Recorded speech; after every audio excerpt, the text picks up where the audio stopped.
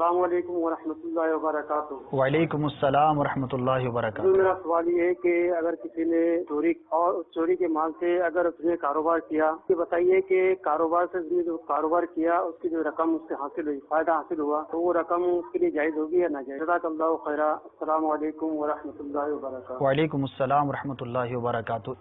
چوری کرنا وہ بھی حرام ناجائز، اور چوری کے مال سے کاروبار کرنا یہ بھی ناجائز و حرام، کیونکہ چوری کے مال کے بارے میں حکم شرعی یہ ہے کہ چوری کا مال آدمی کی ملکیت میں داخل نہیں ہوتا۔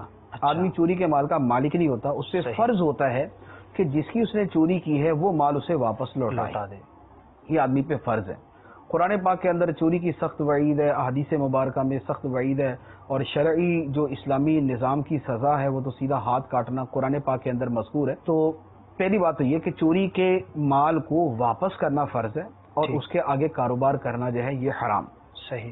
اچھا، پھر چوری کا مال جو ہے جس کو بیچا جائے اس کے بارے میں بھی حکم شرعی یہ ہے کہ جس آدمی کو یہ پتہ ہے کہ اس کے پاس چوری کا مال ہے، یہ چوری کا مال بیچ رہا ہے، یا یقینی طور پہ اسے علم نہیں ہے لیکن اسے گمان یہ ہو رہا ہے کہ یہ چوری کا مال ہے۔ صحیح۔ اب اگر اس کا یہ گمان اس کو غالب ہوتا ہے تو اب اس کے لیے اس سے چوری کا مال خریدنا بھی حلال نہیں ہے، اس کے لیے بھی ناجائز ہے، اور وہ بھی اس کا مال نہیں خریدے گا۔ یہ شریعت نے یہ حکم اس لیے بیان فرمایا کہ چوری کا سد باب ہو۔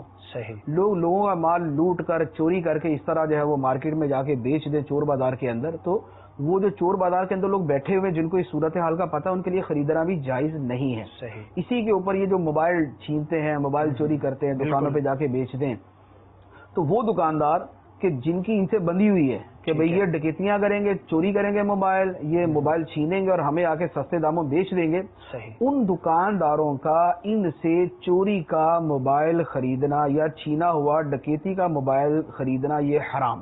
صحیح۔ آگے جس آدمی نے دکاندار سے خریدنا ہے اور اس کو یہ پتہ ہے یا اس کو یہ ظن غالب ہوتا ہے کہ یہ دکاندار چوری کا بیچ رہا ہے، جیسے اب موبائل ہے بہت اعلیٰ کمپنی کا یا بہت اعلیٰ قیمت کا ہے اور وہ 4 گنا کم قیمت کے اوپر بیچا جا رہا ہے، اور اس کی شیپ ایسی نہیں ہے، اس کے اسکریچز نہیں ہے اس کے اوپر، وارنٹی باقی ہوتی ہے، وارنٹی تو چلو نہیں ہوتی کیونکہ وہ چوری موبائل ہی ہوتا ہے، اس کی وارنٹی ساتھ چوری نہیں ہوتی، ڈبے کے ساتھ وارنٹی ہوتی ہے۔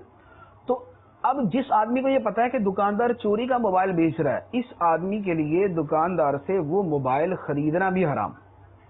تو یہ احکام وہ ہیں کہ جس کی شاید ہمارے معاشرے میں ضرورت ہے۔ کئی شہروں میں چور بازار کے نام سے باقاعدہ جگہ مشہور ہوتی ہیں۔ ہاں، چور بازار کے نام سے جگہ مشہور ہوتی ہیں، دکاندار مشہور ہوتے ہیں جو چوری کا مال خریدتے ہیں، یا دکاندار مشہور ہوتے ہیں جو چوری کا مال بیچتے ہیں۔ تو یہ سارے کے سارے جو ہے یہ گناہگار اور اس حرام کے اندر معاون بھی ہیں، اور یہ حرام کاروبار کرنے میں ملوث قرار پائیں گے۔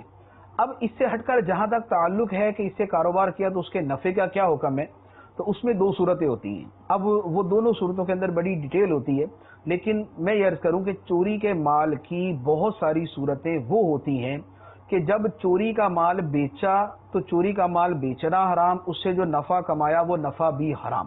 صحیح۔ چوری کا مال بیچنا حرام، جیسے موبائل چرایا، ٹھیک ہے، بیچا، نفع کمایا، تو اب یہ جو نفع ملا ہے یہ نفع بھی حرام ہے۔ ٹھیک ہے۔